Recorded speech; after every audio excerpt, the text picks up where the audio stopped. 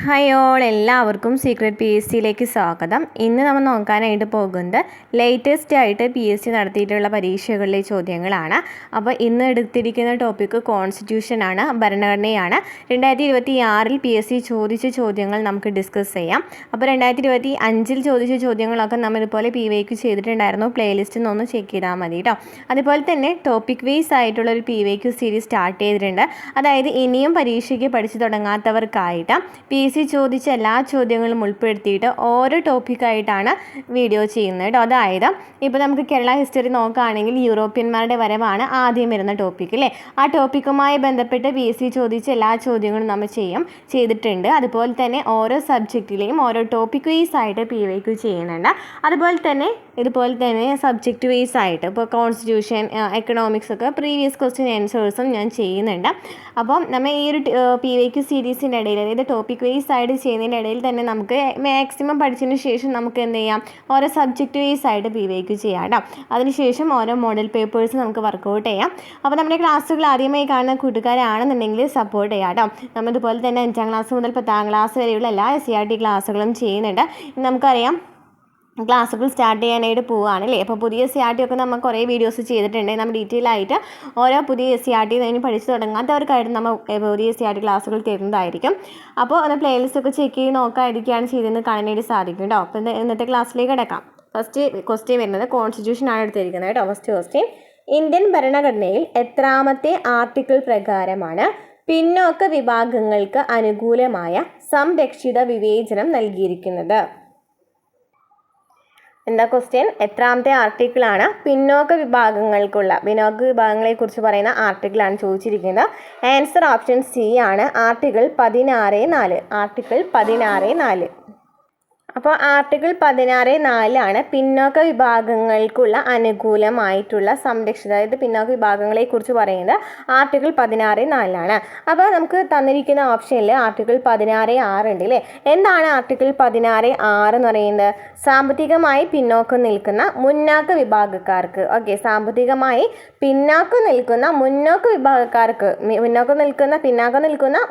വിഭാഗക്കാർക്ക് നൽകുന്ന സർക്കാർ ജോലികളിൽ 10% സംവരണം നൽകാൻ സംസ്ഥാനങ്ങൾക്ക് അധികാരം നൽകുന്ന ആർട്ടിക്കിളാണ്, വകുപ്പാണ് എന്ന് പറയുന്നത് 16(6) പറയുന്നത്. ആർട്ടിക്കിൾ 16(6) പറയുന്നുണ്ട്.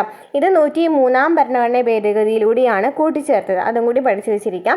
അപ്പോൾ ആർട്ടിക്കിൾ 16(6) എന്ന് പറയുന്നത് പിന്നോക്ക വിഭാഗക്കാരിലെ മുന്നോക്ക വിഭാഗങ്ങളിലെ അവർക്കുള്ള സർക്കാർ ജോലികളിൽ 10% സംവരണം കൊടുക്കുന്നതിനെ കുറിച്ചിട്ടാണ് ആർട്ടിക്കിൾ 16(6) പറയുന്നത്. ഇനി ഏതാണ് ആർട്ടിക്കിൾ 15(1)? ആർട്ടിക്കിൾ 15(1) ഏതാണ്? ഇതാണ് ആർട്ടിക്കിൾ 15(1) വരുന്നത്. എന്താണ്? നമുക്കറിയാം ആർട്ടിക്കിൾ 12 മുതൽ 35 വരെയാണ് മൗലിക അവകാശങ്ങളെക്കുറിച്ച് പറയുന്നത് അല്ലേ. അതിൽ 14 മുതൽ 18 വരെ എന്താ പറയുന്നത്? സമത്വത്തിനുള്ള അവകാശമാണ് പറയുന്നത്. അപ്പോൾ അതിൽ വരുന്ന ഒരു ആർട്ടിക്കിളാണ് 15 എന്ന് പറയുന്നത്. ജാതി, വർണ്ണം, ലിംഗം, ഭേദം എന്നിവയുടെ അടിസ്ഥാനത്തിലൊന്നും വേർതിരിവ് പാടില്ല എന്ന് പറയുന്ന ആർട്ടിക്കിളാണ് ആർട്ടിക്കിൾ 15(1) എന്ന് പറയുന്നത്. ഇനി ആർട്ടിക്കിൾ 17 എന്താണ്? ആർട്ടിക്കിൾ 17 അയിത്ത നിർമ്മാർജ്ജനത്തെക്കുറിച്ച് പറയുന്നു അല്ലേ. ആർട്ടിക്കിൾ 17 അയിത്ത നിർമ്മാർജ്ജനത്തെക്കുറിച്ച് പറയുന്ന ആർട്ടിക്കിളാണ്. അപ്പം നമ്മൾ ഈ മൗലിക അവകാശങ്ങളുണ്ടല്ലോ, മൗലിക അവകാശങ്ങൾ, ആമുഖം, കോൺസ്റ്റിറ്റ്യൂഷനിലെ ആദ്യത്തെ 2-3 ടോപ്പിക്സ് നമ്മൾ പി വൈക്ക് ചെയ്തിട്ടുണ്ട് കേട്ടോ. പി എസ് സി ചോദിച്ച എല്ലാ ചോദ്യങ്ങളും ഉൾപ്പെടുത്തിയിട്ട് ക്ലാസ്സുകൾ തന്നിട്ടുണ്ട്. അപ്പോൾ ഈ ആർട്ടിക്കിൾ 16(6), ആർട്ടിക്കിൾ 16(4) നമ്മൾ അങ്ങനെ അധികം പഠിക്കുന്ന ക്വസ്റ്റ്യൻസ് അല്ല അല്ലേ. പക്ഷേ ഒരു ക്വസ്റ്റ്യൻ ഫീമെയിൽ അസിസ്റ്റന്റ് പ്രിസൺ ഓഫീസറിന് വന്നിട്ടുണ്ട്. അപ്പോൾ അതും കൂടെ നമ്മൾ സബ് ക്ലോസും കൂടെ പഠിച്ചു വെച്ചിരിക്കണമെന്ന് മനസ്സിലായല്ലോ. അപ്പോൾ ആർട്ടിക്കിൾ 16 എന്താ പറയുന്നത്? അവസര സമത്വത്തെ കുറിച്ചിട്ടാണ് ആർട്ടിക്കിൾ 16 പറയുന്നത് അല്ലേ.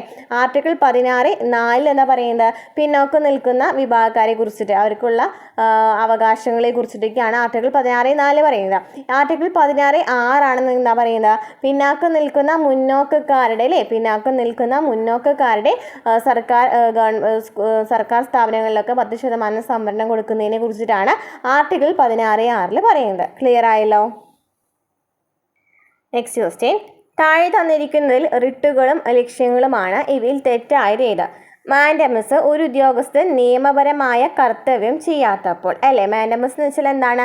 നാം കൽപ്പിക്കുന്നു എന്നാണ് വരുന്നത് അല്ലേ. മീനിങ് പ്രീവിയസ് ക്വസ്റ്റ്യൻസ് ചോദിച്ചിട്ടുണ്ട് കേട്ടോ. അപ്പം മാൻഡമസ് എന്ന് വെച്ചാൽ എന്താണ്? നാം കൽപ്പിക്കുന്നു എന്നാണ് മീനിങ്. അതായത് ഒരു ഉദ്യോഗസ്ഥൻ നിയമപരമായ കർത്തവ്യം ചെയ്യാത്തപ്പോൾ. പുറപ്പെടുവിക്കുന്ന റിട്ടാണ്. ഇനി കോവേറൻറ്റോ എന്ന് വെച്ചാൽ എന്താ വരുന്നത്? കോവേറൻറ്റോയുടെ അർത്ഥം തന്നെ എന്താ വരുന്നത്? എന്തധികാരം എന്നാണ്. ഒരു വ്യക്തി അർഹതയില്ലാത്ത സ്ഥാനത്തിരിക്കുമ്പോൾ പുറപ്പെടുവിക്കുന്ന റിട്ടാണെന്ന് പറയുന്നത് കോവേറൻറ്റോ എന്ന് പറയുന്നത്. അപ്പോൾ അതും ശരിയാണ് അല്ലേ. ഇനി സെർഷ്യോററി എന്ന് വെച്ചാൽ എന്താണ്?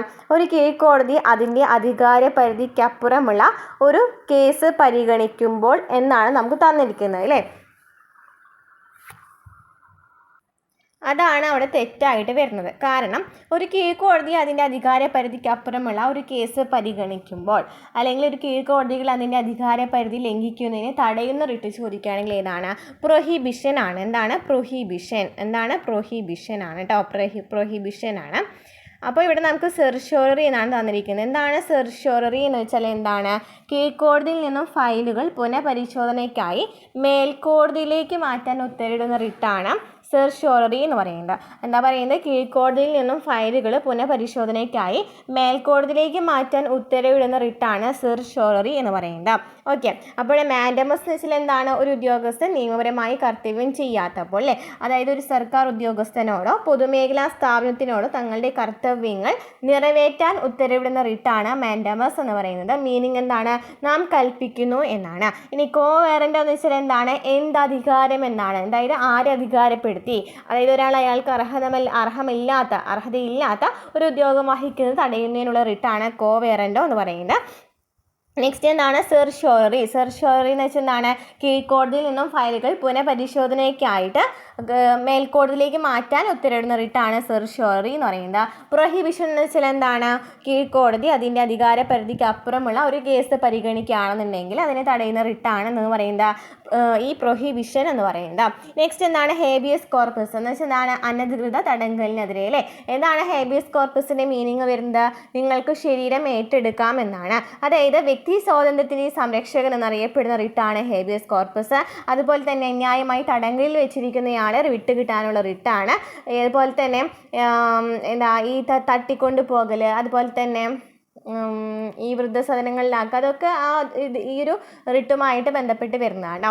ഇനി ഈ ഹേബിയസ് കോർപ്പസിൽ എന്ന് പറയുമ്പോൾ ഒരു പ്രത്യേകത എന്ന് വെച്ചാൽ സ്വകാര്യ വ്യക്തിക്കും പൊതു അധികാരികൾക്കെതിരെയും ഇത് പുറപ്പെടുവിക്കാനായിട്ട് സാധിക്കും. ബാക്കിയുള്ള എല്ലാതും പൊതു അധികാര സ്ഥാപനങ്ങൾക്കെതിരെ മാത്രമായിരുന്നു. പക്ഷേ ഹേബിയസ് കോർപ്പസ് ആണെന്നുണ്ടെങ്കിൽ സ്വകാര്യ വ്യക്തിക്കെതിരെയും പൊതു അധികാര സ്ഥാപനങ്ങൾക്കെതിരെയും ഈ ഹേബിയസ് കോർപ്പസ് എന്ന് പറയുന്ന റിട്ട് പുറപ്പെടുവിക്കാനായിട്ട് സാധിക്കും. ഓക്കെ. അപ്പോൾ എത്ര റിട്ടുകളുണ്ട്? 5 റിട്ടുകളാണ് വരുന്നത് അല്ലേ. 5 റിട്ടുകളാണ് വരുന്നത്. അപ്പോൾ ആൻസർ ഇവിടെ നമുക്ക് തെറ്റായിട്ട് വന്നത് ഏതാണ്? ആൻസർ ഓപ്ഷൻ ഡി ആണ്. 3ാമത്തെയാണ് തെറ്റായിട്ട് വന്നത്. Next question. ഭരണഘടനാ അസംബ്ലിയിൽ ഇവരിൽ ആരാണ് ലക്ഷ്യപ്രമേയം അവതരിപ്പിച്ചത്? ആരാണ് ലക്ഷ്യപ്രമേയം അവതരിപ്പിച്ചത്? ജവഹർലാൽ നെഹ്റു ആണ് അല്ലേ. ജവഹർലാൽ നെഹ്റു ആണ് ഭരണഘടനാ അസംബ്ലിയിൽ, കോൺസ്റ്റിറ്റ്യൂവൻ്റ് അസംബ്ലിയിൽ ലക്ഷ്യപ്രമേയം ആദ്യമായിട്ട് അവതരിപ്പിച്ചത്. ഇവയിൽ ദ്വിമണ്ഡല നിയമസഭകളുള്ള സംസ്ഥാനങ്ങൾ ഏതെല്ലാം? ഏതൊക്കെയാണ് വരുന്നത്? തമിഴ്നാട്, ആന്ധ്രാപ്രദേശ്. തമിഴ്നാട് വരുന്നില്ല, ആന്ധ്രാപ്രദേശിലുണ്ട് അല്ലേ. ആന്ധ്രാപ്രദേശിലുണ്ട്. നെക്സ്റ്റ് ഓപ്ഷൻ നോക്കുകയാണെന്നുണ്ടെങ്കിൽ ഗുജറാത്ത്, ബീഹാർ ഇത് വരുന്നേ ഇല്ല. ഇനി ബീഹാർ വരുന്നുണ്ട് കേട്ടോ. ബീഹാർ ദ്വിമണ്ഡല നിയമസഭയാണ്. നെക്സ്റ്റ് നോക്കുകയാണെങ്കിൽ ഉത്തർപ്രദേശ്, തെലങ്കാന. ഉത്തർപ്രദേശിലും വരുന്നുണ്ട്, തെലങ്കാനയിലും വരുന്നുണ്ട്. അത് രണ്ടും ശരിയാണ്. ഇനി മഹാരാഷ്ട്ര, ഡൽഹി. മഹാരാഷ്ട്ര വരുന്നുണ്ട്, ഡൽഹി വരുന്നില്ല. അപ്പോൾ ഇവിടെ ശരിയായിട്ടുള്ള പ്രസ്താവന ഏതാണ്? സി ആണ് അല്ലേ. ഉത്തർപ്രദേശ്, തെലങ്കാന. അപ്പോൾ ദ്വിമണ്ഡല നിയമസഭകളുള്ള സംസ്ഥാനങ്ങൾ ഏതൊക്കെയാണ്? ഉത്തർപ്രദേശ്, പിന്നെ മഹാരാഷ്ട്ര,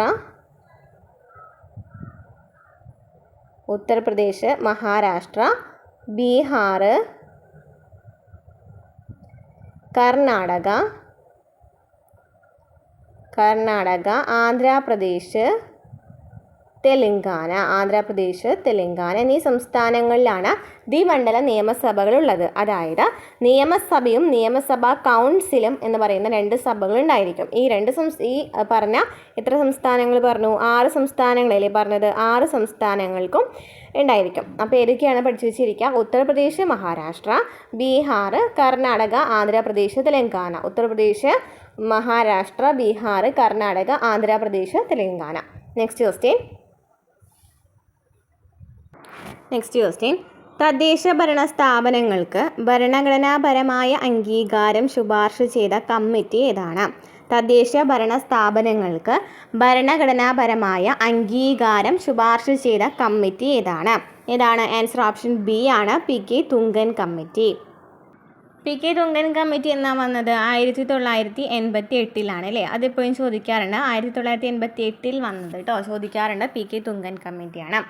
ഇനി നെക്സ്റ്റ് എന്താണ്? ബൽവന്ത് റായ് മേത്ത കമ്മിറ്റി. എന്താണ് ബൽവന്ത് റായ് മേത്ത കമ്മിറ്റി?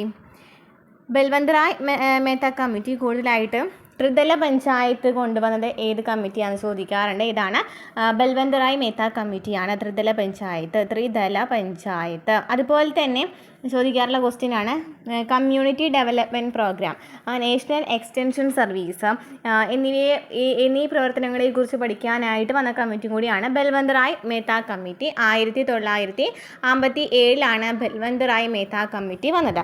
അപ്പോൾ ബൽവന്ത് റായ് മേത്ത കമ്മിറ്റി 1957 വന്നു. Community development programme, national extension service എന്നിവരുടെ പ്രവർത്തനത്തെക്കുറിച്ച് പഠിക്കുന്നതിന് വേണ്ടിയിട്ടാണ്. അതുപോലെ തന്നെ ത്രിതല പഞ്ചായത്ത്, അതായത് ജില്ലാ പരിഷത്ത്, പഞ്ചായത്ത് സമിതി, ഗ്രാമപഞ്ചായത്ത് എന്നിങ്ങനെ 3 ഡിവൈഡ് ചെയ്തിട്ടുണ്ടല്ലോ. അപ്പോൾ ജില്ലാ പരിഷത്ത്, പഞ്ചായത്ത് സമിതി, ഗ്രാമപഞ്ചായത്ത് എന്നീ 3 ത്രിതല പഞ്ചായത്ത് സംവിധാനം കൊണ്ടുവന്ന ഏത് കമ്മിറ്റിയാണ്? ബൽവന്ത് റായ് മേത്ത കമ്മിറ്റിയാണ്. 1957 വന്നത്. ആദ്യമായിട്ട് നടപ്പിലാക്കിയത് ചോദിക്കുകയാണെങ്കിൽ പഞ്ചായത്ത് രാജ് അല്ലെങ്കിൽ പഞ്ചായത്ത് രാജ് സംവിധാനം ആദ്യമായി നടപ്പിലാക്കിയത് ചോദിക്കുകയാണെന്നുണ്ടെങ്കിൽ എവിടെയാണ്? രാജസ്ഥാനിലാണ്. 1959 October 2. Next G V. Rao committee. G V. Rao committee എന്നാ വന്നത്? G V. Rao committee, G V K. Rao committee. 1985 G V K. Rao committee വന്നത്. പ്ലാനിംഗ് കമ്മീഷൻ വികസനത്തിനായി പഠനം നടത്തി അതിന് വേണ്ടിയിട്ടുള്ള നിർദ്ദേശങ്ങളൊക്കെ സമർപ്പിക്കുന്ന ഒരു കമ്മിറ്റിയായിരുന്നു ജി.വി.കെ. റാവു കമ്മിറ്റി. അപ്പോൾ 1985 ജി.വി.കെ. റാവു കമ്മിറ്റി വന്നതെന്ന് പഠിച്ചു വെച്ചിരിക്കുക. ജി.വി.കെ. റാവു കമ്മിറ്റി പ്ലാനിംഗ് കമ്മീഷനുമായി ബന്ധപ്പെട്ട് വന്ന കമ്മിറ്റിയാണ്. ഇനി അശോക് മേത്ത കമ്മിറ്റി. അശോക് മേത്ത കമ്മിറ്റി ചോദിച്ചു കണ്ടിട്ടുണ്ടല്ലോ അല്ലേ? അശോക് മേത്ത കമ്മിറ്റി എന്തായിരുന്നു? പ്രധാനമായിട്ടും ദ്വിതല പഞ്ചായത്തി രാജ് സംവിധാനം. ഓക്കെ, അശോക് മേത്ത കമ്മിറ്റി എന്താണ്? ദ്വിതല പഞ്ചായത്തി രാജ് സംവിധാനം കൊണ്ടുവന്നത് അശോക് മേത്ത കമ്മിറ്റിയാണ്. 1977 വന്നത്. 1977 വന്നത്. അപ്പോൾ അശോക് മേത്ത കമ്മിറ്റി 1977. തദ്ദേശ സ്വയംഭരണ വകുപ്പിൻ്റെ ഉന്നമനത്തിനായി പഠനം നടത്തി നിർദ്ദേശം നൽകുവാൻ വേണ്ടിയിട്ട് ജനതാ ഗവൺമെൻറ് നിയമിച്ച കമ്മീഷനായിരുന്നു അശോക് മേത്ത കമ്മിറ്റി. ഇതിൽ അംഗമായ ആദ്യത്തെ മലയാളി വനിത, അല്ലെങ്കിൽ അംഗമായിട്ടുള്ള ഏക മലയാളിയാണ് EMS എന്ന് പറയുന്നത് കേട്ടോ. മലയാളിയാണ്, മലയാളി വനിതയല്ല കേട്ടോ, ഞാൻ തെറ്റി പറഞ്ഞാണ്. ഓക്കെ, അംഗമായ മലയാളി ചോദിക്കുകയാണെങ്കിൽ ആരാണ്? EMS ആണ്. ഇനി ദ്വിതല പഞ്ചായത്തി രാജ് സംവിധാനം കൊണ്ടുവന്നത് 2 ടയർ സിസ്റ്റം ഉണ്ടല്ലോ, ജില്ലാ പരിഷത്ത് എന്നും മണ്ഡല പരിഷത്തും എന്നിങ്ങനെ 2 ദ്വിതല പഞ്ചായത്തി രാജ് സംവിധാനം കൊണ്ടുവന്ന കമ്മീഷനാണ് അശോക് മേത്ത കമ്മീഷൻ 1977. അപ്പോൾ ഓക്കെ, ക്ലിയർ ആയല്ലോ. അപ്പോൾ തദ്ദേശ ഭരണ സ്ഥാപനങ്ങൾക്ക് ഭരണഘടനാപരമായ അംഗീകാരം ശുപാർശ ചെയ്ത കമ്മിറ്റി ഏതാണ്? പി.കെ. തുങ്കൻ കമ്മിറ്റിയാണ്. 1987 വന്നത്. ഇനി ബൽവന്ത് റായ് മേത്ത കമ്മിറ്റി ത്രിതല പഞ്ചായത്ത് സംവിധാനം കൊണ്ടുവന്നു. 1957 വന്നു. ജി.വി.കെ. റാവു കമ്മിറ്റി 1985 വന്നു. പ്ലാനിംഗ് കമ്മീഷനുമായി ബന്ധപ്പെട്ട് വന്നതാണ്. അതുപോലെ തന്നെ അശോക് മേത്ത കമ്മിറ്റി ദ്വിതല പഞ്ചായത്ത് രാജ് സംവിധാനം കൊണ്ടുവന്നു. 1977 കൊണ്ടുവന്നു. ഓക്കെ, നെക്സ്റ്റ് ക്വസ്റ്റ്യൻ നോക്കാം. ആർട്ടിക്കിൾ 19 സ്വാതന്ത്ര്യത്തിനുള്ള അവകാശത്തെക്കുറിച്ചാണ് പറയുന്നത് അല്ലേ? നമ്മൾ മൗലിക അവകാശങ്ങളിൽ ഡീറ്റെയിൽ ആയിട്ട് പറഞ്ഞ ക്വസ്റ്റ്യൻസിലുണ്ടായിരുന്നതാണ് അല്ലേ? ആർട്ടിക്കിൾ 19 എന്ന് പറയുന്നത് സ്വാതന്ത്ര്യത്തിനുള്ള അവകാശമാണ്. ഇത് പ്രകാരം എത്ര അവകാശങ്ങളാണ് ഉറപ്പ് നൽകിയിട്ടുള്ളത്? സ്വാതന്ത്ര്യത്തിനുള്ള അവകാശമാണ് ചോദിച്ചിരിക്കുന്നത്. എത്രയാണ്? 6 അല്ലേ? 6ആണ്. ഏതൊക്കെയാണ് വരുന്നത്? 1 വരുന്നത് ഏതാണ്? 19 എന്താ വരുന്നത്? അഭിപ്രായ പ്രകടനം അല്ലേ? അഭിപ്രായ പ്രകടനത്തെക്കുറിച്ച് പറയുന്നു. ബിയിലാണെന്നുണ്ടെങ്കിൽ എന്താണ്? സംഘടനകൾ രൂപീകരിക്കുവാനുള്ള സ്വാതന്ത്ര്യത്തെക്കുറിച്ച് പറയുന്നു. സി ആണെന്നുണ്ടെങ്കിൽ സമ്മേളനങ്ങൾ രൂപീകരിക്കുവാനുള്ള സ്വാതന്ത്ര്യത്തെക്കുറിച്ച് പറയുന്നു. 19 ബി ആണെന്നുണ്ടെങ്കിൽ സമ്മേളിക്കുവാനുള്ള സ്വാതന്ത്ര്യം കേട്ടോ. 19 ബി ആണെങ്കിൽ സമാധാനപരമായി സമ്മേളിക്കുവാനുള്ള സ്വാതന്ത്ര്യം. സി ആണെന്നുണ്ടെങ്കിൽ സംഘടനകൾ രൂപീകരിക്കുവാനുള്ള സ്വാതന്ത്ര്യം. ഡി എന്ന് വെച്ചാൽ എന്തായിരുന്നു? ഡ്രൈവിൽ എന്ന് വെച്ചാൽ സഞ്ചരിക്കുവാൻ, ഇന്ത്യയിൽ എവിടെയും സഞ്ചരിക്കാനുള്ള സ്വാതന്ത്ര്യം. ഇ ആണെന്നുണ്ടെങ്കിൽ ഇന്ത്യയിൽ എവിടെയും താമസിക്കുവാനുള്ള സ്വാതന്ത്ര്യം. പിന്നെ ജി ആണെന്നുണ്ടെങ്കിൽ മാന്യമായ തൊഴിൽ ചെയ്യാനുള്ള സ്വാതന്ത്ര്യം. ഓക്കെ, അപ്പോൾ ഏതൊക്കെയാണ്? 6 മൗലിക സ്വാതന്ത്ര്യങ്ങളാണ് വരുന്നത്.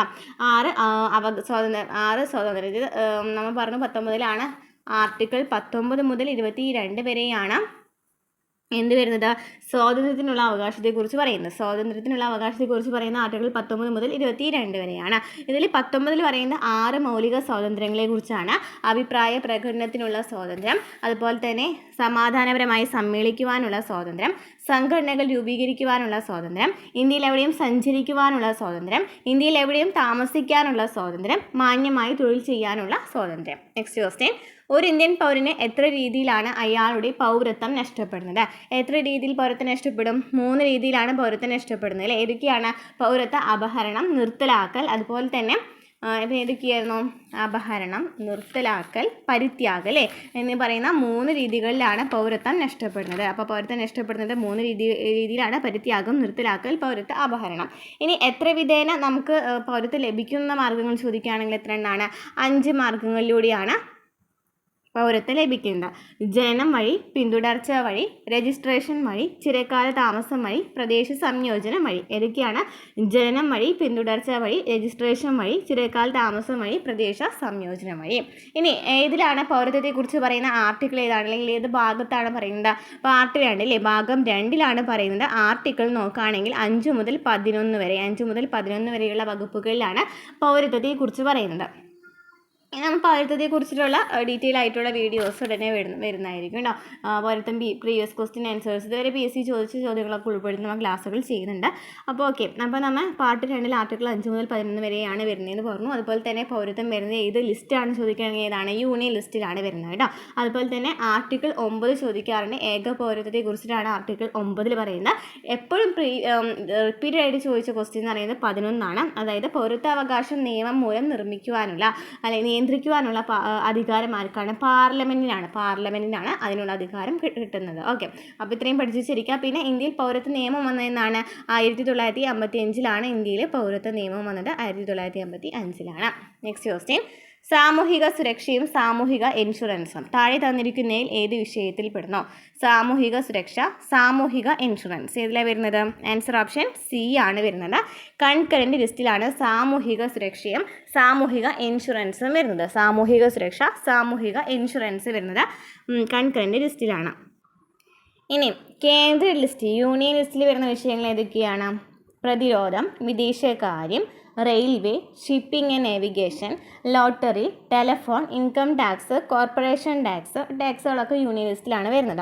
പ്രതിരോധം, വിദേശകാര്യം, റെയിൽവേ, ഷിപ്പിംഗ്, അതുപോലെ തന്നെ postal service, telephone, income tax, corporation tax, lottery ഒക്കെ വരുന്നത് യൂണിയൻ ലിസ്റ്റിലാണ്. അപ്പോൾ സ്റ്റേറ്റ് ലിസ്റ്റിൽ വരുന്നുണ്ടായിരിക്കില്ല. ഏതൊക്കെ നികുതികളായിരിക്കും വരുന്നുണ്ടായിരിക്കുക? കെട്ടിട നികുതി, ഭൂനികുതി, അതുപോലെ തന്നെ അഗ്രികൾച്ചർ, കാർഷിക നികുതി ഉണ്ടല്ലോ, അതൊക്കെ സ്റ്റേറ്റ് ലിസ്റ്റിൽ വരുന്നതാണ്. അതുപോലെ തന്നെ പോലീസ് എപ്പോഴും ചോദിക്കുന്ന ക്വസ്റ്റ്യനാണ്. Police, jail, public health, hospitals ഒക്കെ വരുന്നതാണ് സ്റ്റേറ്റ് ലിസ്റ്റിലാണ്. കൺകറന്റ് ലിസ്റ്റിൽ ഏതാ പറഞ്ഞത്? മാരേജ്, ഡൈവോഴ്സ്, അതുപോലെ തന്നെ electricity, news paper, family planning ഒക്കെ കൺകറന്റ് ലിസ്റ്റിലാണ് വരുന്നത്. സാമൂഹിക സുരക്ഷയും സാമൂഹിക ഇൻഷുറൻസും കൺകറന്റ് ലിസ്റ്റിലാണ് വരുന്നതെന്ന് പഠിച്ചു വെച്ചിരിക്കാം. ഈ 3 ലിസ്റ്റിലും പെടാത്ത വിഷയങ്ങൾ നമ്മൾ എന്താ പറയുന്നത്? അവശിഷ്ട അധികാരങ്ങൾ എന്നാണ് അല്ലേ പറയുന്നത്. അപ്പോൾ കൺകറന്റ് ലിസ്റ്റിലേക്ക് മാറ്റിയ വിഷയങ്ങൾ ചോദിക്കാറുണ്ട്. ഏതൊക്കെയാണ്? 1976 42 ഭേദഗതി പ്രകാരം 5 സബ്ജക്റ്റുകൾ സ്റ്റേറ്റ് ലിസ്റ്റിൽ നിന്നും കൺകറന്റ് ലിസ്റ്റിലേക്ക് മാറ്റിയിട്ടുണ്ടായിരുന്നു. 5 എണ്ണം. ഏതൊക്കെയാണ്? വിദ്യാഭ്യാസം, വനം, വന്യമൃഗങ്ങളുടെയും പക്ഷികളുടെയും സംരക്ഷണം, അളവ് തൂക്കങ്ങൾ, നീതി നിർവഹണം. ഏതൊക്കെയാണ്? വിദ്യാഭ്യാസം, വനം, വന്യമൃഗങ്ങളുടെയും പക്ഷികളുടെയും സംരക്ഷണം, അളവ് തൂക്കങ്ങൾ, നീതി നിർവഹണം എന്നിവയൊക്കെ എന്താണ്? 1976 42 ഭേദഗതി അനുസരിച്ച് സ്റ്റേറ്റ് ലിസ്റ്റിൽ നിന്നും കൺകറന്റ് ലിസ്റ്റിലേക്ക് മാറ്റിയിട്ടുള്ളതാണ്. അപ്പോൾ കൺകറന്റ് ലിസ്റ്റിൽ ഇപ്പോൾ നമ്മൾ പുതിയൊരു ക്വസ്റ്റ്യൻ കണ്ടതാണ്. സാമൂഹിക സുരക്ഷയും സാമൂഹിക ഇൻഷുറൻസും കൺകറന്റ് ലിസ്റ്റിൽ വരുന്നതാണ്. നെക്സ്റ്റ് ക്വസ്റ്റ്യൻ നോക്കാം. ABCD ഇവർ 4 പേരും സുഹൃത്തുക്കളാണ്. ഇതിൽ ഡി മറ്റു 3 പേരോടായി ചോദിച്ചു ഇന്ത്യയിലെ ഇപ്പോഴത്തെ ദേശീയ മുഖ്യ തെരഞ്ഞെടുപ്പ് കമ്മീഷണർ ആരാണ്? അപ്പോൾ എ പറഞ്ഞു രാജീവ് കുമാർ എന്ന്, ബി പറഞ്ഞു ജ്ഞാനേഷ് കുമാർ, സി പറഞ്ഞു DY ചന്ദ്രചൂഡ്. അപ്പോൾ ചോദിച്ചിരിക്കുന്നതാണ് ഇവർ 3 ഡിയോട് ഈ ചോദ്യം ചോദിച്ചു. അപ്പോൾ ഡി പറഞ്ഞത് സഞ്ജീവ് ഖന്ന എന്നാണ്. ചോദിച്ചിരിക്കുന്നത് വേറെ ഒന്നല്ല, മുഖ്യ തെരഞ്ഞെടുപ്പ് കമ്മീഷണർ ആരാണ്? ഇപ്പോഴത്തെ മുഖ്യ തെരഞ്ഞെടുപ്പ് കമ്മീഷണർ ആരാണ്? ജ്ഞാനേഷ് കുമാർ ആണ് അല്ലേ. ആൻസർ ഓപ്ഷൻ ബി ആണ്. ബി പറഞ്ഞതാണ് ശരിയായിട്ട് വരുന്നത്, ജ്ഞാനേഷ് കുമാറാണ്. നെക്സ്റ്റ് ക്വസ്റ്റ്യൻ, താഴെ പറയുന്നതിൽ ഏതൊക്കെയാണ് ഒരു മുനിസിപ്പൽ കോർപ്പറേഷനിൽ അംഗം ആകാൻ വേണ്ടി വരുന്ന യോഗ്യതകൾ, അവശ്യ യോഗ്യതകൾ? ഏതൊക്കെയാണ്? മുനിസിപ്പൽ കോർപ്പറേഷനിൽ അംഗമാകാൻ വേണ്ടി വരുന്ന ആവശ്യ യോഗ്യതകൾ ഏതൊക്കെയാണ്? ആൻസർ ഓപ്ഷൻ ബി ആണ് വരുന്നത്, 1ഉം 3ഉം. ഇന്ത്യൻ പൗരനായിരിക്കണം. തിരഞ്ഞെടുക്കപ്പെടേണ്ട പ്രദേശത്തെ വോട്ടർ പട്ടികയിൽ പേരുണ്ടായിരിക്കണം. എത്ര വയസ്സാണ് ഏറ്റവും കുറഞ്ഞത്? 21 വയസ്സാണ് അല്ലേ മുനിസിപ്പൽ കോർപ്പറേഷനിൽ അംഗമാകാൻ വേണ്ട പ്രായം. ഓക്കെ, അപ്പോൾ 3 പ്രസ്താവനകൾ 1ഉം 3ഉമാണ് ശരിയായിട്ട് വരുന്നത്. ഇന്ത്യൻ പൗരനായിരിക്കണം, അതുപോലെ തന്നെ തിരഞ്ഞെടുക്കപ്പെടേണ്ട പ്രദേശത്തെ വോട്ടർ പട്ടികയിൽ പേരുണ്ടായിരിക്കണം, 21 വയസ്സ് പൂർത്തിയായിരിക്കണം. നെക്സ്റ്റ് ക്വസ്റ്റ്യൻ, താഴെ പറയുന്നതിൽ ഏതൊക്കെയാണ് തദ്ദേശ സ്വയംഭരണ ഗവൺമെൻറ്റുകളുമായി ബന്ധപ്പെട്ടിരിക്കുന്നത്?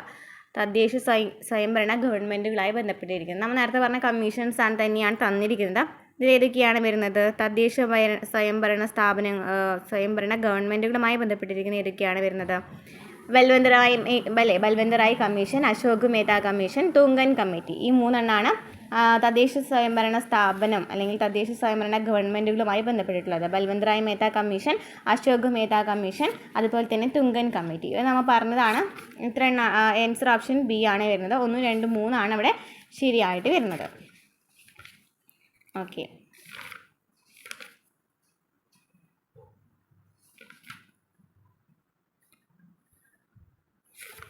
പിന്നെ പ്രധാനമായിട്ടും Santhanam commission, Sadiq Ali commission, GL Vyas commission, പിന്നെ LM Singhvi, VN Gadgil, GVK Rao കമ്മീഷനൊക്കെ എന്താണ് തദ്ദേശ സ്വയംഭരണ സ്ഥാപനങ്ങളുമായി ബന്ധപ്പെട്ട് വരുന്ന കമ്മീഷൻസ് ആണ്.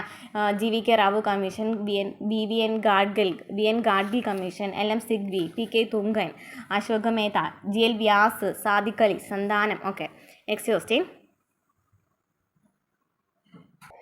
കേവല ഭൂരിപക്ഷ സമ്പ്രദായം എന്ന തെരഞ്ഞെടുപ്പ് സമ്പ്രദായത്തിന് അനുയോജ്യമല്ലാത്ത പ്രസ്താവന ഏതെല്ലാം? കേവല ഭൂരിപക്ഷ സമ്പ്രദായത്തിന് അനുയോജ്യമല്ലാത്ത പ്രസ്താവനയാണ് ചോദിച്ചിരിക്കുന്നത്. നോക്കാം. ഒരു പാർട്ടിക്ക് ലഭിക്കുന്ന വോട്ടിംഗ് ശതമാനത്തേക്കാൾ കൂടുതലായിരിക്കും ആ പാർട്ടിക്ക് ലഭിക്കുന്ന സീറ്റുകളുടെ എണ്ണം. ശരിയായ പ്രസ്താവനയാണോ? ശരിയാണ് അല്ലേ? ശരിയാണ്. അനുയോജ്യമല്ലാത്ത പ്രസ്താവനയാണ് ചോദിച്ചിരിക്കുന്നത്. വോട്ടർ വോട്ട് ചെയ്യുന്നത് പാർട്ടി ലിസ്റ്റുകൾക്കായിരിക്കും എന്ന് പറഞ്ഞിരിക്കുന്നു. അത് തെറ്റാണ്. ഇനി വോട്ടിംഗ് ശതമാനത്തിനനുസരിച്ച് നിയമസഭയിൽ പ്രാതിനിധ്യം ലഭിക്കുന്നു. അതും തെറ്റാണ്. അപ്പോൾ ആൻസർ വരുന്നത് ഓപ്ഷൻ സി ആണ്. 2ഉം 3ഉം തെറ്റായിട്ടുള്ള പ്രസ്താവനയാണ്. അപ്പോൾ വോട്ടർ വോട്ട് ചെയ്യുന്ന പാർട്ടി ലിസ്റ്റുകൾക്ക് വരുന്നത് ഏത് വ്യവസ്ഥയാണ്? ആനുപാതിക പ്രാതിനിധ്യ സ്വഭാവം അല്ലേ? ആനുപാതിക പ്രാതിനിധ്യ സ്വഭാവത്തിലാണെന്ന് പറയുന്നത്. വോട്ടർ വോട്ട് ചെയ്യുന്ന പാർട്ടി ലിസ്റ്റുകൾക്കാണ് ആനുപാതിക പ്രാതിനിധ്യത്തിൽ. അതുപോലെ തന്നെ വോട്ടിംഗ് നിയമം അനുസരിച്ച് നിയമസഭയിൽ പ്രാതിനിധ്യം ലഭിക്കുന്നതും ആനുപാതിക പ്രാതിനിധ്യ രീതിയുടെ പ്രത്യേകതയാണ്. വോട്ടിംഗ് ശതമാനത്തിനനുസരിച്ച് നിയമസഭയിൽ പ്രാതിനിധ്യം ലഭിക്കുന്നതും എന്നാണ് ആനുപാതിക പ്രാതിനിധ്യത്തിൻ്റെ രീതിയാണ്. ആനുപാതിക പ്രാതിനിധ്യ വ്യവസ്ഥയുടെ രീതിയാണ്.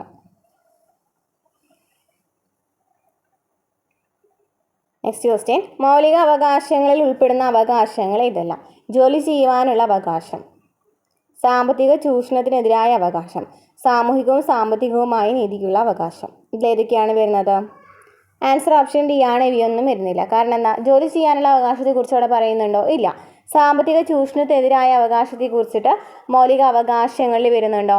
ചൂഷണത്തിനെതിരായ അവകാശം വരുന്നുണ്ട് അല്ലേ? സാമ്പത്തിക ചൂഷണത്തിനെതിരായ അവകാശം വരുന്നില്ല. സാമൂഹികവും സാമ്പത്തികവുമായ നീതിക്കുള്ള അവകാശം, നമുക്കറിയാം സമത്വത്തിനുള്ള അവകാശത്തെക്കുറിച്ചിട്ടൊക്കെ നമ്മൾ പഠിച്ചു. പക്ഷേ ഇവിടെ നീതിക്കുള്ള അവകാശത്തെക്കുറിച്ച് പറയുന്നില്ല. അപ്പോൾ അതാണ് തെറ്റായിട്ട് വന്ന answer option D. Next question, അവിശ്വാസ പ്രമേയവുമായി ബന്ധപ്പെട്ട് ശരിയല്ലാത്ത പ്രസ്താവന ഏതാണ്? അവിശ്വാസ പ്രമേയം പാസ്സായാൽ പകരം മന്ത്രിസഭ നിലവിൽ വരുന്നത് വരെ നിലവിലെ മന്ത്രിസഭ തുടരുന്നു. അത് തെറ്റാണ്. അവിശ്വാസ പ്രമേയത്തിന് സ്പീക്കറുടെ അനുമതി ആവശ്യമാണ്. ശരിയാണ്. 2 അവിശ്വാസ പ്രമേയങ്ങൾ തമ്മിലുള്ള കാലയളവ് 3 മാസമെന്ന് പറഞ്ഞിരിക്കുന്നു. അതും തെറ്റാണ്. അപ്പോൾ ആൻസർ ഓപ്ഷൻ സി ആണ്. 1ഉം 3ഉം ആണ് ഇവിടെ തെറ്റായിട്ട് വന്നത്. അവിശ്വാസ പ്രമേയം പാസ്സായാൽ പകരം മന്ത്രിസഭ നിലവിൽ വരുന്നത് വരെ നിലവിലെ മന്ത്രിസഭ തുടരുന്നു എന്ന് പറയുന്നു. തെറ്റാണ്. കാരണം അവിശ്വാസ പ്രമേയം പാസ്സായാൽ അപ്പോൾ തന്നെ മന്ത്രിസഭ എന്ത് ചെയ്യണം? രാജിവെക്കേണ്ടതുണ്ട്. ഓക്കെ, നെക്സ്റ്റ് എന്താ പറഞ്ഞിരിക്കുന്നത്? അവിശ്വാസ പ്രമേയത്തിന് സ്പീക്കറുടെ അനുമതി ആവശ്യമാണ്. അപ്പോൾ പ്രമേയം അവതരിപ്പിക്കുന്നുണ്ടെങ്കിൽ സ്പീക്കറുടെ അനുമതി വേണം. അതുപോലെ തന്നെ കുറഞ്ഞത് 50 അംഗങ്ങളുടെ പിന്തുണയും ആവശ്യമാണ്. അതുപോലെ തന്നെ സ്പീക്കറുടെ അനുമതിയും ആവശ്യമാണ്. 2 അവിശ്വാസ പ്രമേയങ്ങൾ തമ്മിലുള്ള കാലയളവ് 3 മാസമല്ല 6 മാസമാണ് കേട്ടോ. 6 മാസമാണ് ഇടവേള വേണ്ടത്. ഓക്കെ, നെക്സ്റ്റ് ക്വസ്റ്റ്യൻ നോക്കാം. മൗലിക അവകാശങ്ങളുടെ സവിശേഷതകളിൽ ശരിയായവ ഏതെല്ലാം? ഭരണകൂടത്തിൻ്റെ അധികാരത്തെ നിയന്ത്രിക്കുന്നു. ശരിയാണോ? ശരിയാണ് അല്ലേ. ഇനി കോടതി മുഖേന സ്ഥാപിച്ചു കിട്ടുന്നു മൗലികാവകാശം, അതും ശരിയാണ്. മൗലികാവകാശങ്ങളിൽ ചിലത് ഇന്ത്യയിലെ വിദേശ പൗരന്മാർക്ക് ലഭ്യമായ അവകാശമാണ്, അതും ശരിയാണ്. അപ്പോൾ ആൻസർ ഓപ്ഷൻ ഡി ആണ്. മുകളിൽ പറഞ്ഞവയെല്ലാം ശരിയാണ്. അപ്പോൾ നമുക്കറിയാം മൗലിക അവകാശങ്ങളിൽ ചിലത് ഇന്ത്യയിലെ വിദേശ പൗരന്മാർക്ക് ലഭ്യമായിട്ടുള്ള അവകാശങ്ങളാണെന്ന് പറയുന്നുണ്ട് അല്ലേ. അപ്പോൾ ഇന്ത്യയിൽ ഈ പൗരന്മാർക്ക് മാത്രം ലഭിക്കുന്ന അവകാശങ്ങൾ ഏതൊക്കെയാണ്? ആർട്ടിക്കിൾ 15, 16, 19, 29, 30. അതായത് ജാതി വിവേചനത്തെക്കുറിച്ച് പറയുന്നില്ലേ, ജാതി, ലിംഗം, അതുപോലെ തന്നെ വീലൊന്നും വിവേചനം പാടില്ല എന്ന് പറയുന്നത്. 16 അവസര സമത്വം, 19 എന്താണ്? മൗലിക സ്വാതന്ത്ര്യങ്ങൾ, 29, 30 എന്താ പറയുന്നത്? സാംസ്കാരികവും വിദ്യാഭ്യാസപരവുമായ അവകാശം. ഇത് ന്യൂനപക്ഷങ്ങൾക്കുള്ള അവകാശങ്ങളൊക്കെ എന്താണ്? ഇന്ത്യയിലെ പൗരന്മാർക്ക് മാത്രം ലഭിക്കുന്ന അവകാശങ്ങളാണ്. ബാക്കിയൊക്കെ ആർക്ക് വരുന്നുണ്ട്? വിദേശികൾക്കും ലഭിക്കുന്നുണ്ട്. Next question. സംസ്ഥാനത്തെ ഭരണകൂടത്തെ രാഷ്ട്രപതി പിരിച്ചുവിടുന്നത് ഭരണഘടനയുടെ ഏത് വകുപ്പ് പ്രകാരമാണ്? ഭരണകൂടത്തെ രാഷ്ട്രപതി പിരിച്ചുവിടുന്നത് ഏത് വകുപ്പ് പ്രകാരമാണ്? ആൻസർ ഓപ്ഷൻ എ ആണ്, 356 പ്രകാരം. സ്വത്തവകാശം എന്ന നിയമപരമായ അവകാശം ഭരണഘടനയുടെ ഏത് വകുപ്പിലാണ് ഉൾപ്പെടുത്തിയിരിക്കുന്നത്? ഏതിലാണ്? 300A അല്ലേ. ഏതാണ് ഭാഗം ചോദിക്കുകയാണെങ്കിൽ ഏതാണ്? ഭാഗം 12 300A നിയമാവകാശമാക്കിയിട്ട് മാറ്റിയിട്ടുള്ളത്. ഏത് ഭേദഗതിയാണെന്ന് ചോദിക്കാറുണ്ട്. 1978 44 ഭേദഗതി. Next question. മൗലിക കടമകൾ ഭരണഘടനയുടെ ഏത് ഭാഗത്താണ് ഉൾക്കൊള്ളുന്നത്? മൗലിക കടമകൾ ഏത് ഭാഗത്താണ് വരുന്നത്? 4A 4Aലാണ് വരുന്നത്. 3 എന്താ പറയുന്നത്? മൗലിക അവകാശങ്ങളെ കുറിച്ച് പറയുന്നു. 4 എന്താ പറയുന്നത്? മാർഗനിർദ്ദേശക തത്വങ്ങളെ കുറിച്ച് പറയുന്നു. ഇനി 3A ഉണ്ടോ? 3A ഇല്ല. ഇനി 4Aലാണ് എന്ത് പറയുന്നത്? മൗലിക കടമകളെ കുറിച്ച് പറയുന്നത്. ഓക്കെ, ക്ലിയർ ആയല്ലോ.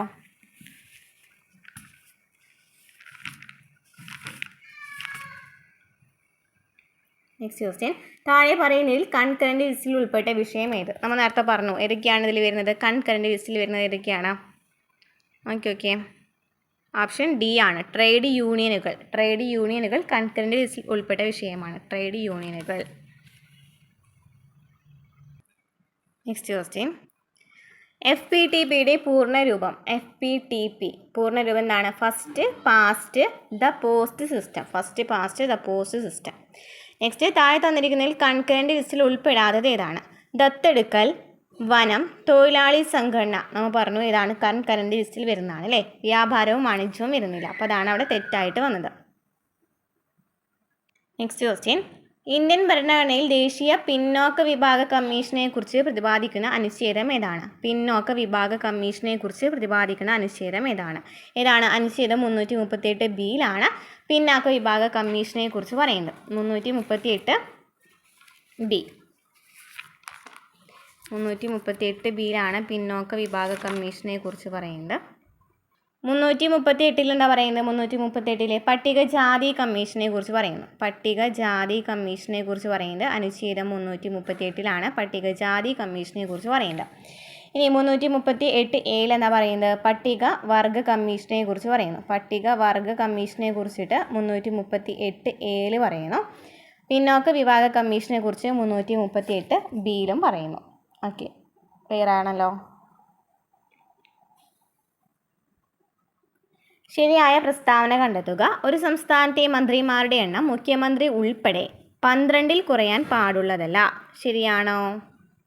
ശരിയാണ്. ഒരു സംസ്ഥാനത്തെ മന്ത്രിസഭയിലെ മന്ത്രിമാരുടെ ആകെ എണ്ണം മുഖ്യമന്ത്രി ഉൾപ്പെടെ ആ നിയമസഭയിലെ ആകെ അംഗങ്ങളുടെ 15% കവിയാൻ പാടില്ല. അതും ശരിയാണ്.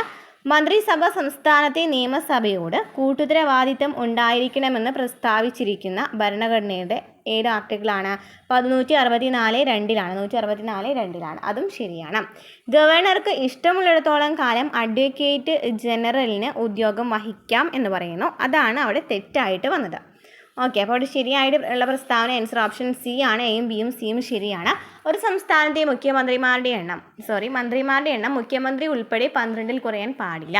ഒരു സംസ്ഥാനത്തെ മന്ത്രിസഭയിലെ മന്ത്രിമാരുടെ ആകെ എണ്ണം മുഖ്യമന്ത്രി ഉൾപ്പെടെ ആ നിയമസഭയിലെ ആകെ അംഗങ്ങളുടെ 15% കവിയാൻ പാടില്ല. Next question. താഴെ തന്നിരിക്കുന്നതിൽ തെറ്റായ പ്രസ്താവന ഏത്? ഒരു സംസ്ഥാനത്ത് നിയമസമിതിയിലെ അംഗങ്ങൾ എന്നത് ആ സമിതിയിലെ ആകെയുള്ള സംഖ്യ ആ സംസ്ഥാന നിയമസഭയിലെ അംഗങ്ങളുടെ സംഖ്യയുടെ 1/3 കവിയാൻ പാടുള്ളതല്ല. അത് ശരിയാണ്. ഒരു സംസ്ഥാനത്തെ നിയമസമിതിയിലെ അംഗങ്ങൾ എന്നത് ആ സമിതിയിലെ ആകെയുള്ള സംഖ്യ ആ സംസ്ഥാനത്തെ നിയമസഭയിലെ അംഗങ്ങളുടെ സംഖ്യയുടെ 3/1 കവിയാൻ പാടുള്ളതല്ല. ഒരു സംസ്ഥാനത്തിൻ്റെ നിയമസഭയിലെ അംഗം തൻ്റെ സ്ഥാനം സ്വീകരിക്കുന്നതിന് മുമ്പ് ഗവർണറുടെയോ അദ്ദേഹം അതിലേക്ക് നിയമിക്കുന്ന ആളുടെയോ മുമ്പാകെ പ്രതിജ്ഞ ചെയ്യേണ്ടതാണ് എന്ന് പറഞ്ഞിരിക്കുന്ന അനുച്ഛേദം 189 ആകുന്നു. അപ്പോൾ ആർട്ടിക്കിൾ 189 എന്ന് വെച്ചാൽ എന്താണ്? ഒരു സംസ്ഥാനത്തിൻ്റെ നിയമസഭയിലെ അംഗം തൻ്റെ സ്ഥാനം സ്വീകരിക്കുന്നതിന് മുമ്പ് ഗവർണറുടെയോ അദ്ദേഹം അതിലേക്ക് നിയമിക്കുന്ന ആളുടെയോ മുമ്പാകെ പ്രതിജ്ഞ ചെയ്യേണ്ടതാണ്. ഒരു പണബിൽ നിയമസമിതിയിൽ അവതരിപ്പിക്കാൻ പാടുള്ളതല്ല എന്ന് ഭരണഘടനയുടെ 198 അനുച്ഛേദം പറഞ്ഞിരിക്കുന്നു. ഒരു പണബില്ല് നിയമസമിതിയിൽ അവതരിപ്പിക്കാൻ പാടില്ല എന്ന് പറയുന്ന ആർട്ടിക്കിൾ ഏതാണ്? 198(1) ആണ്. അതും ശരിയാണ്. ഹൈക്കോടതിയിലെ ഏതെങ്കിലും ജഡ്ജിയുടെ കർത്തവ്യ നിർവഹണ പെരുമാറ്റത്തെപ്പറ്റി സംസ്ഥാനത്തിൻ്റെ നിയമനിർമ്മാണ സഭയിൽ ചർച്ച ചെയ്യാൻ പാടില്ല എന്ന് പറയുന്നു. അതാണ് അവിടെ തെറ്റായിട്ട് വന്ന പ്രസ്താവന. ശരിയായ പ്രസ്താവനകൾ എന്തൊക്കെയാണ്? ഒരു സംസ്ഥാനത്തെ നിയമസമിതിയിലെ അംഗങ്ങൾ എന്നത് ആ സമിതിയിലെ ആകെയുള്ള സംഖ്യ എന്ന് പറയുന്ന ആ സംസ്ഥാന നിയമസഭയിലെ അംഗങ്ങളുടെ സംഖ്യയുടെ 3/1 കവിയാൻ പാടില്ല. അതുപോലെ ഒരു സംസ്ഥാനത്തിന് നിയമസഭയിലെ അംഗം തൻ്റെ സ്ഥാനം സ്വീകരിക്കുന്നതിന് മുമ്പ് പ്രതിജ്ഞ ചെയ്യേണ്ടത് ഗവർണറുടെ മുമ്പിലും ആ നിയമിക്കുന്ന ആളുടെ മുമ്പിലാണെന്ന് പറയുന്ന ആർട്ടിക്കിളാണ് 189. 198(1) പറയുന്നത് ഒരു പണബിൽ നിയമസമിതിയിൽ അവതരിപ്പിക്കാൻ പാടില്ല എന്നാണ്. Next question. ഇന്ത്യൻ ഭരണഘടനയിൽ സുപ്രീം കോടതിയുടെ പ്രത്യേക അധികാരമായ ഉദ്ഭവാധികാരത്തെക്കുറിച്ച് പറഞ്ഞിരിക്കുന്ന അനുച്ഛേദം എന്താണ്? സുപ്രീം കോടതിയുടെ പ്രത്യേക അധികാരമായ ഉദ്ഭവാധികാരത്തെക്കുറിച്ച് പറയുന്ന അനുച്ഛേദം ഏതാണ്? ഇതാണ് ആൻസർ ഓപ്ഷൻ സി ആണ്. ആൻസർ ഓപ്ഷൻ സി ആണ്. 132. എച്ച്.ഡി. ദേവഗൗഡയ്ക്ക് ശേഷം ഇന്ത്യൻ പ്രധാനമന്ത്രിയായ വ്യക്തി ആരാണ്? എച്ച്.ഡി. ദേവഗൗഡയ്ക്ക് ശേഷം ഇന്ത്യൻ പ്രധാനമന്ത്രിയായ വ്യക്തി. ആൻസർ ഓപ്ഷൻ ഡി ആണ്. VP. Singh. Next question. Indian ഭരണഘടന ഔദ്യോഗികമായി നിലവിൽ വന്നത് എന്നാണ് ആൻസർ ഓപ്ഷൻ സി ആണ്. 1950 ജനുവരി 26. Next question. ഭരണഘടനാ നിർമ്മാണ സഭയുടെ ചെയർമാൻ ആരാണ്? Answer option A doctor Rajendra Prasad. ദേശീയ ഭരണഘടനാ ദിനം എന്നാണ്? നവംബർ 26. 1949 നവംബർ 26 ഭരണഘടനാ നിർമ്മാണ സഭ അംഗീകരിച്ചത്. അതിനാലാണ് നവംബർ 26 ഭരണഘടനാ ദിനമായിട്ട് ആചരിക്കുന്നത്. Next question. പൗരന്മാരുടെ മൗലിക ചുമതലകൾ ഭരണഘടനയിൽ കൂട്ടിച്ചേർത്ത ഭരണഘടനാ ഭേദഗതി ഏതാണ്? ആൻസർ ഓപ്ഷൻ എ ആണ്. 42-ാം ഭേദഗതി. 1976 42-ാം ഭേദഗതിയിലൂടെയാണ് 10 മൗലിക കടമകൾ കൂട്ടിച്ചേർത്തത്. അപ്പോൾ 11ാമത്തെ മൗലിക കടമയോ? 11ാമത്തെ മൗലിക കടമ അതായത് ഇപ്പോൾ 11ാമത്തെ മൗലിക ചുമതല ഏതായിരുന്നു? 11ാമത്തെ മൗലിക ചുമതല ഇതായിരുന്നു. 2002 86-ാം ഭേദഗതിയിലൂടെയാണ് കൂട്ടിച്ചേർത്തത്. 2002 86-ാം ഭേദഗതിയിലൂടെ കൂട്ടിച്ചേർത്ത മൗലിക കടമ ഏതാണ്? 6 മുതൽ 14, അതിൽ 6-നും 14-നും ഇടയിലുള്ള കുട്ടികളുടെ വിദ്യാഭ്യാസം ഉറപ്പുവരുത്തേണ്ട കടമ ആർക്കാണ്? മാതാപിതാക്കൾക്കാണ്. അപ്പോൾ ആ ഒരു 11ാമത്തെ മൗലിക കടമ കൂട്ടിച്ചേർത്തത് 2002 86-ാം ഭേദഗതിയിലൂടെയാണ്. 10 മൗലിക ചുമതല കൂട്ടിച്ചേർത്തത് 1976 42-ാം ഭേദഗതിയിലൂടെയാണ്. Next question. കേവല ഭൂരിപക്ഷ സമ്പ്രദായത്തിന് ഉദാഹരണം ഏതാണ്? ഇന്ത്യയാണ്. ഒരു സ്വതന്ത്ര തെരഞ്ഞെടുപ്പ് കമ്മീഷനെ നിയമിച്ച ഇന്ത്യൻ ഭരണഘടനാ വകുപ്പ് ഏതാണ്? ആൻസർ ഓപ്ഷൻ ഡി ആണ്. വകുപ്പ് 324. നെക്സ്റ്റ്. ഇന്ത്യൻ ഉപരാഷ്ട്രപതിയുടെ കാലാവധി എത്രയാണ്? ആൻസർ ഓപ്ഷൻ ബി ആണ്. 5 വർഷം. പഞ്ചായത്ത് രാജ് സമ്പ്രദായത്തിൻ്റെ പിതാവ്. Answer option A Balwant Rai Mehta. ഇപ്പോഴത്തെ സുപ്രീം കോടതി ചീഫ് ജസ്റ്റിസ് ആരാണ്? ജസ്റ്റിസ് സൂര്യകാന്ത്. ഇന്ത്യൻ തെരഞ്ഞെടുപ്പ് കമ്മീഷനുമായി ബന്ധപ്പെട്ട പ്രസ്താവനകളിൽ ശരിയായവ ഏതെല്ലാം?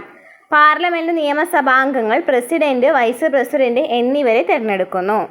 ശരിയാണോ? ശരിയാണ്. ആർട്ടിക്കിൾ 324 തെരഞ്ഞെടുപ്പ് കമ്മീഷനുമായി ബന്ധപ്പെട്ടിരിക്കുന്നു. തെരഞ്ഞെടുപ്പുമായി ബന്ധപ്പെട്ട തർക്കങ്ങൾ അന്വേഷിക്കുന്നതിന് ഉദ്യോഗസ്ഥരെ നിയമിക്കുന്നു. അതും ശരിയാണ്.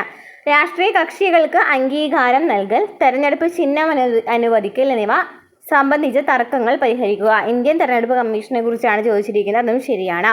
തദ്ദേശ സ്വയംഭരണ സ്ഥാപനങ്ങളിലേക്കുള്ള തെരഞ്ഞെടുപ്പുകൾ നടത്തുന്നു. തെറ്റാണ്. തദ്ദേശ സ്വയംഭരണ സ്ഥാപനങ്ങളിലേക്കുള്ള തെരഞ്ഞെടുപ്പുകൾ നടത്തുന്ന ആരാണ്? സംസ്ഥാന തെരഞ്ഞെടുപ്പ് കമ്മീഷനാണ്. ഓക്കെ, അപ്പോൾ അവിടെ ശരിയായിട്ട് വന്നത് ആൻസർ ഓപ്ഷൻ സി ആണ്. 1, 2, 3 ശരിയായിട്ട് വരുന്നത്. പാർലമെന്റ് നിയമസഭാംഗങ്ങളാണ് പ്രസിഡന്റിനെയും വൈസ് പ്രസിഡന്റിനെയും തിരഞ്ഞെടുക്കുന്നത്. ആർട്ടിക്കിൾ 324 തെരഞ്ഞെടുപ്പ് കമ്മീഷനെ കുറിച്ച് പറയുന്നത്. അതുപോലെ തന്നെ രാഷ്ട്രീയ കക്ഷികൾക്ക് അംഗീകാരം നൽകൽ, തെരഞ്ഞെടുപ്പ് ചിഹ്നം അനുവദിക്കലൊക്കെ ഇവരുടെ പ്രധാനപ്പെട്ട അതുപോലെ തന്നെ തർക്കങ്ങൾ പരിഹരിക്കുകയൊക്കെ ഇവരുടെ പ്രധാനപ്പെട്ട ചുമതലയാണ്. നെക്സ്റ്റ് ക്വസ്റ്റ്യൻ നോക്കാം. നെക്സ്റ്റ് ക്വസ്റ്റ്യൻ, ശരിയായ ജോഡി കണ്ടെത്തുക. ഭരണഘടന ലക്ഷ്യപ്രമേയം ജവഹർലാൽ നെഹ്റു. ശരിയാണോ? ശരിയാണ്. ഭരണഘടനാ നിർമ്മാണ സഭ അധ്യക്ഷൻ ആരാണ്? ഡോക്ടർ രാജേന്ദ്ര പ്രസാദ് ആയിരുന്നു. ശരിയാണ്. ഡ്രാഫ്റ്റിംഗ് കമ്മിറ്റി, ഭരണഘടനാ ഡ്രാഫ്റ്റിംഗ് കമ്മിറ്റിയുടെ ചെയർമാൻ ആരാണ്? സർദാർ പട്ടേലാണോ? അല്ല. ആരാണ്? ഡോക്ടർ ബി ആർ അംബേദ്കർ ആണ്. ഭരണഘടനാ നിർമ്മാണ സഭ താൽക്കാലിക അധ്യക്ഷൻ ഡോക്ടർ സച്ചിദാനന്ദ സിൻഹ. അപ്പോൾ ശരിയായ ജോഡി ഇതാണ്. ആൻസർ ഓപ്ഷൻ ബി അല്ലേ വരുന്നത്. 1, 2, 4 ഇവിടെ ശരിയായിട്ട് വരുന്നത്. ഭരണഘടന ഡ്രാഫ്റ്റിംഗ് കമ്മിറ്റിയുടെ ചെയർമാൻ ആരാണ്? ആരാണ്? ഡോക്ടർ ബി ആർ അംബേദ്കർ ആണ്. നെക്സ്റ്റ് ക്വസ്റ്റ്യൻ, താഴെ കൊടുത്ത പ്രസ്താവനകളിൽ മൗലിക അവകാശത്തെ സംബന്ധിച്ച് ഏറ്റവും ഉചിതമായ പ്രസ്താവന ഏതാണ്? ശരിയായ പ്രസ്താവന ഏതാണ് തന്നിരിക്കുന്നത്? ആൻസർ ഓപ്ഷൻ സി ആണ്. ഒരു രാജ്യത്തെ ഭരണഘടനയിൽ ഉൾപ്പെടുത്തുകയും ഭരണഘടന സംരക്ഷിക്കുകയും ചെയ്യുന്ന അവകാശങ്ങളാണ് മൗലിക അവകാശങ്ങൾ. നെക്സ്റ്റ് ക്വസ്റ്റ്യൻ, ഇന്ത്യൻ പാർലമെന്റിനെ കുറിച്ച് താഴെ കൊടുത്തിരിക്കുന്ന പ്രസ്താവനകളിൽ ശരിയായിട്ടുള്ള പ്രസ്താവനകൾ ഏതൊക്കെയാണ്? ഇന്ത്യയുടെ കേന്ദ്ര നിയമനിർമ്മാണ സഭയാണ് ഇന്ത്യൻ പാർലമെന്റ്. ശരിയാണ്. ഇന്ത്യൻ പാർലമെന്റ് ഒരു ദ്വിമണ്ഡല നിയമനിർമ്മാണ സഭയാണ്. അതും ശരിയാണ്. ഇന്ത്യൻ പാർലമെന്റ് ഉപരിസഭയാണ് ലോകസഭ എന്ന് തന്നിരിക്കുന്നു. നമുക്കറിയാം ഉപരിസഭ ഏതാണ്? രാജ്യസഭയാണ് അല്ലേ. ലോകസഭയാണെങ്കിൽ ഏതാണ്? അധോസഭ എന്നാണ് അറിയപ്പെടുന്നത്. ലോകസഭ അധോസഭ എന്നറിയപ്പെടുന്നു. ഉപരിസഭ രാജ്യസഭ. സ്പീക്കർ രാജ്യസഭയുടെ എക്സ് ഒഫീഷ്യോ ചെയർമാൻ ആണെന്ന് പറയുന്നു. അതും തെറ്റായിട്ടാണ് വരുന്നത്. ഓക്കെ, അപ്പോൾ ആൻസർ ഓപ്ഷൻ ബി ആണ്. പ്രസ്താവന 1, 2 ശരിയാണ്. നെക്സ്റ്റ് ക്വസ്റ്റ്യൻ, ഇന്ത്യൻ ഫെഡറൽ സംവിധാനത്തിൽ കേന്ദ്രവും സംസ്ഥാനങ്ങൾ തമ്മിലും തർക്കങ്ങൾ ഉടലെടുത്താൽ അത്തരം പ്രശ്നങ്ങൾ പരിഹരിക്കുന്നതിനുള്ള സുപ്രീം കോടതിയുടെ അധികാരം ഏതാണ്? കേന്ദ്രവും സംസ്ഥാനങ്ങൾ തമ്മിലുള്ള തർക്കങ്ങളും ഉടലെടുത്താൽ അത്തരം പ്രശ്നങ്ങൾ പരിഹരിക്കുന്നതിനുള്ള സുപ്രീം കോടതിയുടെ അധികാരത്തെ എന്താ പറയുന്നത്? ആൻസർ ഓപ്ഷൻ ഡി ആണ്. ഉദ്ഭവാധികാരം. രാഷ്ട്രപതിയുടെ വിവേചനാധികാരത്തിൽ ഉൾപ്പെടാത്തത് കണ്ടെത്തുക. ഉൾപ്പെടാത്തത് ആൻസർ ഓപ്ഷൻ എ ആണ്. രാജ്യത്തെ ദേശീയ അടിയന്തരാവസ്ഥ പ്രഖ്യാപിക്കൽ. അപ്പോൾ രാഷ്ട്രപതിയുടെ വിവേചനാധികാരങ്ങൾ ഏതൊക്കെയാണ്? മന്ത്രിസഭ ഉപദേശം സ്വീകരിക്കാതെ തിരിച്ചയക്കൽ, പാർലമെന്റിന്റെ ഇരു സഭകളും പാസാക്കിയ അതായത് ധനബിൽ ഒഴികെ ബില്ലുകൾ ഒപ്പിടാതെ കൈവശം വയ്ക്കൽ, തിരിച്ചയക്കൽ, പൊതു തെരഞ്ഞെടുപ്പിന് ശേഷം ഒരു പാർട്ടിക്കും മുന്നണിക്കും വ്യക്തമായ ഭൂരിപക്ഷം ലഭിക്കാത്ത സാഹചര്യത്തിൽ പ്രധാനമന്ത്രിയെ തെരഞ്ഞെടുക്കൽ.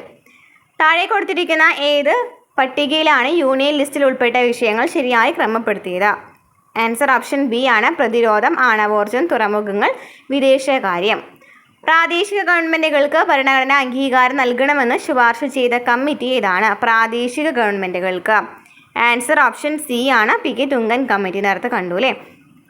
ഇന്ത്യൻ തെരഞ്ഞെടുപ്പ് കമ്മീഷൻ്റെ ചുമതലകളിൽ ഉൾപ്പെടാത്തത് ഏത്?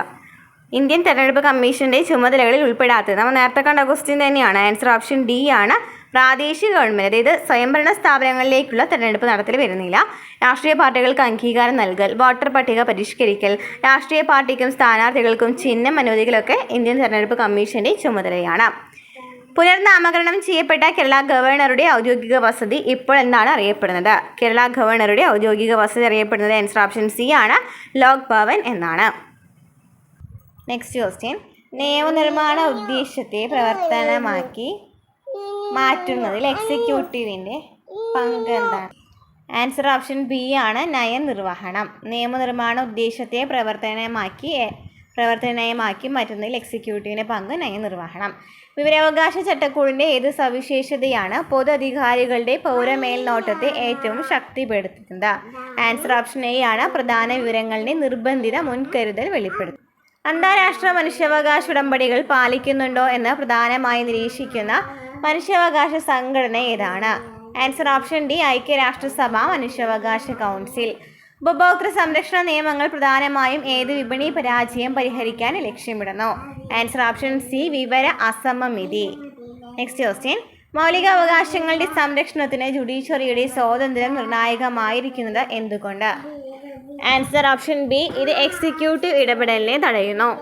2026-27 കേരള സംസ്ഥാന ബജറ്റ് 2025 നവംബർ മുതൽ ഏത് ഭരണസമിതിക്കാണ് പ്രതിമാസം 1000 രൂപ ഗ്രാന്റ് നടപ്പിലാക്കിയത്? കുടുംബശ്രീ ഏരിയ ഡെവലപ്മെൻറ്റ് സൊസൈറ്റികൾ. ഓക്കെ, അപ്പോൾ ഇത്രയും ക്വസ്റ്റ്യൻസ് ആണ് ഇതുവരെ PSC 2026 PSC ചോദിച്ച എല്ലാ ക്വസ്റ്റ്യൻ പേപ്പറും ഞാൻ എടുത്തിട്ടുണ്ടായിരുന്നു. അപ്പോൾ ക്ലാസ്സുകൾ മനസ്സിലായിട്ടുണ്ടോ? ഇഷ്ടപ്പെട്ടെന്നുണ്ടെങ്കിൽ ലൈക്ക് ചെയ്യുക, കമൻറ്റ് ചെയ്യുക, സപ്പോർട്ട് ചെയ്യുക. അടുത്ത ക്ലാസ്സിൽ കാണാം.